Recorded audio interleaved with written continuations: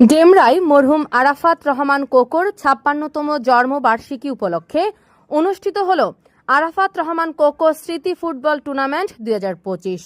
ডেমরা থানার অন্তর্গত ৬৭ নং ওয়ার্ড যুবদলের সদস্য সচিব ইব্রাহিম বাবুর উদ্যোগে আয়োজিত এই টুর্নামেন্টে প্রধান অতিথি ছিলেন ঢাকা মহানগর দক্ষিণ বিএনপির সাবেক ভারপ্রাপ্ত আহ্বায়ক ও ঢাকা ৫ আসনের প্রধান সমন্বয়কারী আলহাজ নবিউল্লাহ নবী। অনুষ্ঠানে সভাপতিত্ব করেন ডেমরা থানা বিএনপির সভাপতি পদপ্রার্থী এস.এম. রেজা চৌধুরী সেলিম।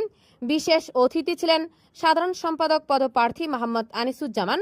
এছাড়াও উপস্থিত ছিলেন ৬৭ নং ওয়ার্ড বিএনপির সভাপতি হাজী জয়নাল আবেদিন, ডেমরা থানা ছাত্রদলের সাবেক সাধারণ সম্পাদক মোহাম্মদ মনির হোসেন খান, যুবনেতা নুরুল ইসলাম মনির মুন্সি, সিনিয়র যুগ্ম আহ্বায়ক মহসিন খান সহ বিএনপি ও অঙ্গ সংগঠনের বিভিন্ন পর্যায়ের নেতৃবৃন্দ। কোকোর স্মৃতিকে স্মরণ করে বক্তারা বলেন, তার দেশের প্রতি অবদান ও খেলাধুলায় আগ্রহ তরুণদের জন্য অনুপ্রেরণা হয়ে থাকবে। আমরা তার সহযোগিতা হতে পেরেছিলাম, সাথে থাকতে পেরেছি, এই জন্য আমরা নিজেরা গর্ববোধ করি। তার সাথে ছিল ছাত্রদলের বিভিন্ন ইউনিটের নেতৃবৃন্দ, রফিক, আলামিন সহ আসাদ, ইভান ভাই সহ কামাল যারা ছিল, সকলকে ৬৭ নং যুবদলের পক্ষ থেকে ধন্যবাদ জানাই, কৃতজ্ঞতা প্রকাশ করছি।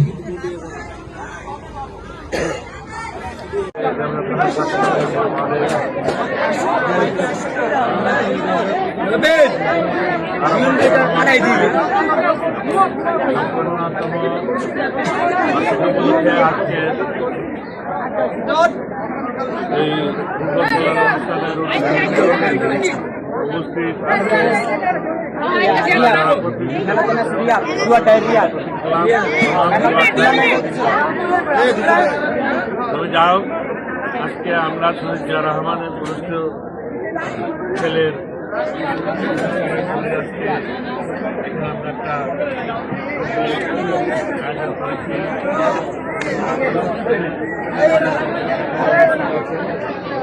তাদেরকে আমি ধন্যবাদ জানাই। আজকে যারা হেরেছেন তাদেরকেও অভিনন্দন জানাই, যারা হয়েছেন তাদেরকেও ধন্যবাদ। খেলাধুলা হার জিত আসে, তবে আমাদের খেলাধুলার মধ্যে দিয়ে আরাফাত রহমান চারণ করতে হবে। প্রতি বছরে আমরা এই শহীদ জিয়ার পবিত্র সন্তান আরাফাত রহমান কোকোর স্মৃতি চারণ করব। প্রতি বছরে আমরা খেলাধুলার মধ্যে দিয়ে আমরা আনন্দ